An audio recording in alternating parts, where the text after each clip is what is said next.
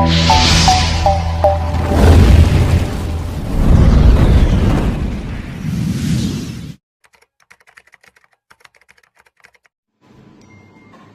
నమస్కారం. ఈరోజు జనసేన పార్టీ చిక్వేలి మండల కార్యాలయంలో చిక్వేలి మండల నాయకులతో కలిసి ఇస్తున్నటువంటి పత్రికా సమావేశం ఏంటంటే, ఏమాత్రం బుద్ధి జ్ఞానం లేని అసలు అరచదువు చదివినటువంటి ఈ వైసీపీ వాళ్ళు రాష్ట్రంలో ఏం జరుగుతుందో తెలుసుకోకుండా లడ్డులో కల్తీ జరగలేదు అని చెప్పి విపరీతంగా ఆనందాలు వ్యక్తం చేస్తూ స్టేట్మెంట్లు ఇస్తున్నారు. మీకు మీ నాయకుడికి తెలుగు రాదు, ఇంగ్లీషు రాదు. అసలు సిట్టు ఏం చెప్పింది? కొద్దిగా పరిజ్ఞానం ఉపయోగించి దాన్ని చూశారా? లడ్డు కల్తీ లేదు అని మా నాయకుడు దాని పూర్తి వివరాలు మీకు సిట్టుకు తీసుకెళ్లి చెబుతూ ఉంటే కొవ్వు పదార్థాలు కలవలేదంటాన్ని పండగ చేసుకుంటున్నారు. అరే బాబు, తిరుమల లడ్డు నెయ్యితో చేస్తారా? అసలు నెయ్యే లేదు, పామాయిలు 80% పామాయిలు, మిగతా రసాయనాలు కలిపి చేసినారు. ఏ విధంగా చెప్తే మీకు అర్థమవుతుంది? ఆయన ఎవరో బైరెడ్డి రాజశేఖర రెడ్డి చెప్తాడు, జగన్మోహన్ రెడ్డి అసలు మా రెడ్డే కాదు అని. ఇంకేం చెప్పాలి మేము? జగన్మోహన్ రెడ్డి మా రెడ్డే కాదు అంటాడు. అట్లే ఆయన చెప్పినట్టే జగన్మోహన్ రెడ్డి మా రెడ్డే కాదని చెప్పినట్టే ప్రపంచమంతా భక్తుల మనోభావాలు తిని మీ ప్రభుత్వంలో అది లడ్డే కాదు అన్నారు. జగన్మోహన్ రెడ్డి గవర్నమెంట్ లో ఆయన చెప్పినట్టు జగన్మోహన్ రెడ్డి రెడ్డే కాదు, తిరుమల లడ్డు అపవిత్రమైన ఆ లడ్డు మీ గవర్నమెంట్ లో లడ్డే కాదు అని ప్రజలు చెప్తున్నారు. బుద్ధి తెచ్చుకొని ఇంగితం తెచ్చుకొని మాట్లాడండి. క్లీన్ చిట్ ఇచ్చేసిందంట. దానికి ఈ సంబరం వీళ్ళకి మళ్ళీ చంద్రబాబు నాయుడు గారు, పవన్ కళ్యాణ్ గారు 24/7 ప్రజల సంక్షేమం, ప్రజల అభివృద్ధి కోసం పాటుపడుతున్నటువంటి వీళ్ళకి క్షమాపణ చెప్పాలంట ఈ సక్కదనానికి. మళ్ళీ తర్వాత ఈ వైసీపీ ఆయన మళ్ళీ ఇప్పుడు నేను ఒక మాట చెప్తున్నా, అధికారంలో ఉన్నప్పుడు జగన్మోహన్ రెడ్డి నరరూప రాక్షసుడు మాదిరి ప్రవర్తించినాడు.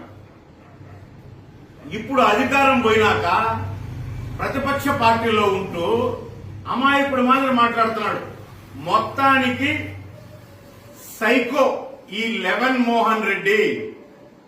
నేను ఎందుకు సైకో అంటున్నానంటే, అక్కడ తిట్టిన తిట్లు పెద్ద తిట్లు కాదంట, అంబటి తిట్టింది. మరి ఎలా తిట్టాలండి? అంటే అతనికే సరిపోలేదండి. ఇతనికి ఏ స్థాయిలో తిట్లు మీద అవగాహన ఉందో, ఎంత దిగజారి మాట్లాడుతున్నాడో ఒకసారి అర్థం చేసుకోండి. దానికి తోడు మళ్ళీ వీళ్ళు పాపం ఆ చిన్న ఫ్లెక్సీని తప్పుగా కడితే, అవునండి వాస్తవాలను అక్కడ ఉన్నటువంటి ఫ్లెక్సీ ఒకటి కట్టారు.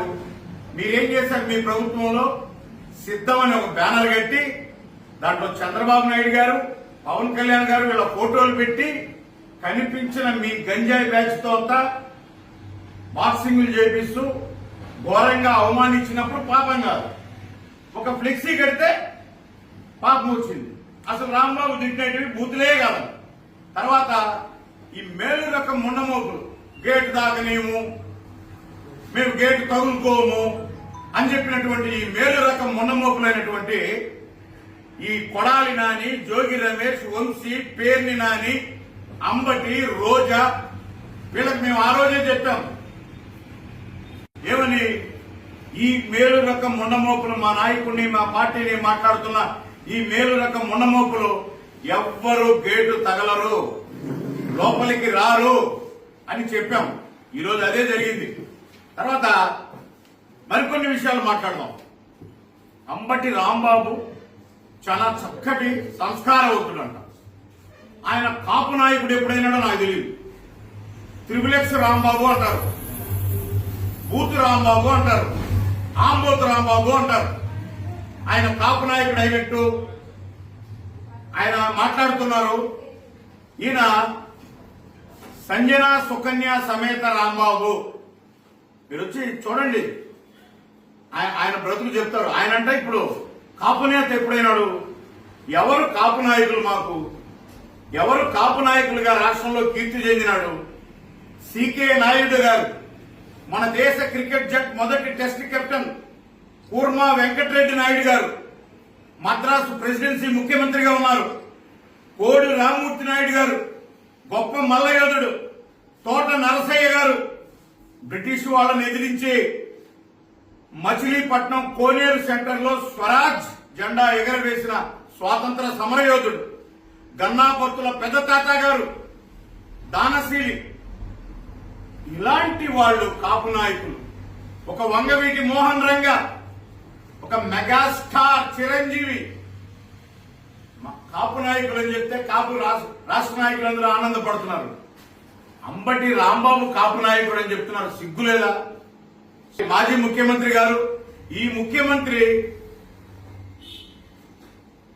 ఉన్నప్పుడు ఈయన చేసినటువంటి పనులు పుంఖాలుగా ఇతని యొక్క భాష, ఇతని జుగుప్సాకరంగా జోగి రమేష్ ఒక మాజీ ముఖ్యమంత్రిని ముఖ్యమంత్రి స్థానంలో ఈయన ఉన్నప్పుడు కూర్చొని ఒక పార్టీ అధ్యక్షుడిని ఎలా మాట్లాడారో మీ అందరికీ తెలుసు.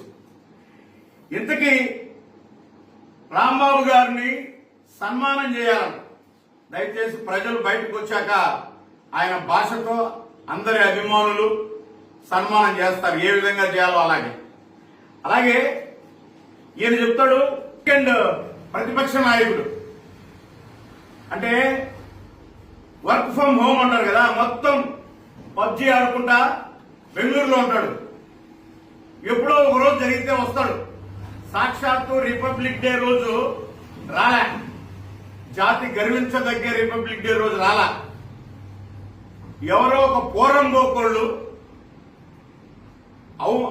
పోరంబోకోళ్ళు అపవాదం వేయాలని చూస్తే దానికి తగుదనమ్మా అంటూ పరిగెత్తుకుంటూ వచ్చి ప్రెస్ మీట్ పెట్టిపోయినాడు. ఈ మధ్య ఆయన ప్రెస్ మీట్ మగవాళ్ళకు ఆడవాళ్ళు వేషం వేసినా స్త్రీలను బాధపెడుతున్నాడు అంటున్నాడు. ఇతనికి ఆడా మగా గుర్తించే జ్ఞానం కూడా లేదు. మనం నిజంగా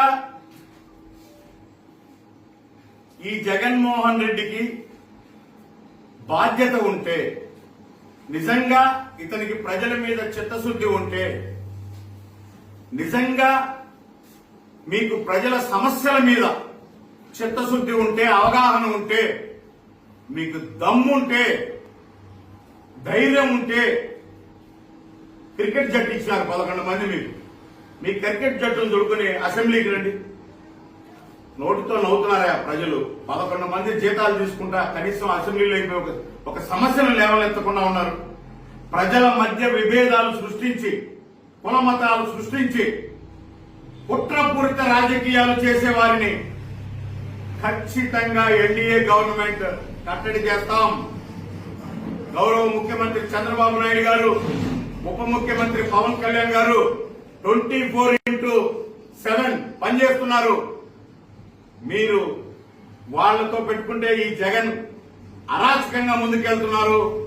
మేము ఖచ్చితంగా అభివృద్ధి పరంగా ముందుకెళ్తున్నాం. అందుకే ప్రజలు అంటున్నారు, మీది అరాచక పాలన, మాది అభివృద్ధి పాలన, మీది ఆటవిక పాలన, మాది ప్రజా పరిపాలన. ఇప్పటికైనా నోరు అదుపులో పెట్టుకుని ప్రజల మన్ననలు పొందేటట్టు వైసీపీ పార్టీ ప్రవర్తించాలని కోరుకుంటున్నాం. Thank you.